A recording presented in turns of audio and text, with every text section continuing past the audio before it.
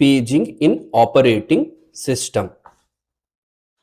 Here, paging is an example of non-contiguous memory allocation. Non-contiguous memory allocation means wherever there is a free space, okay, wherever there is a free space, or operating system can allocate that free space for corresponding process. Here, the memory location need not to be continuous memory location, okay. What does it mean? Means here, for example, I have a process, okay, whose size is 5 MB, and we have our main memory where we have 1 MB of free space, okay, and another 2 MB of free space and another 2 MB of free space, okay. What our operating system does is it uses this free space to store our process. Coming to the first principle, the process is divided into pages. A process is a collection of fixed size partition called pages. Here, every page within a process has the exact same size. For example, we have a process which is divided into pages.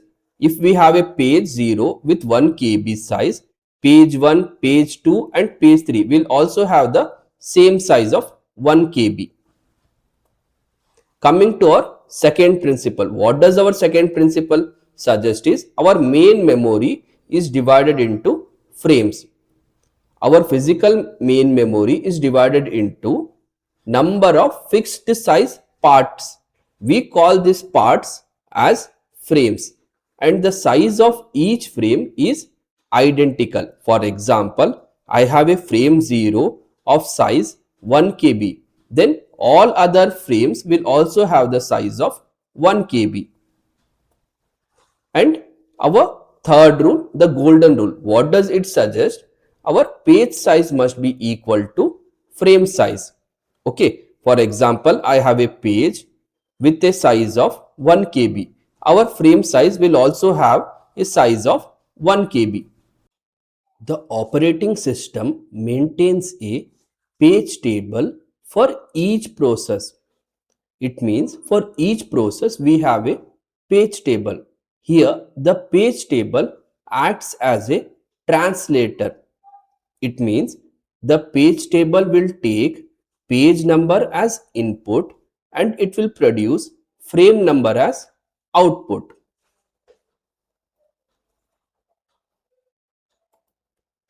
Coming to the example of page to frame mapping.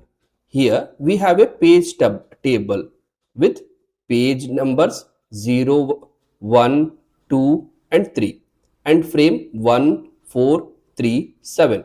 What does this page table suggest? Means our page number 0 is available in frame 1 in the main memory and page number 1 is available in frame number 4 in main memory and page 2 is available in frame 3 in main memory and page 3 is available in frame 7 in main memory.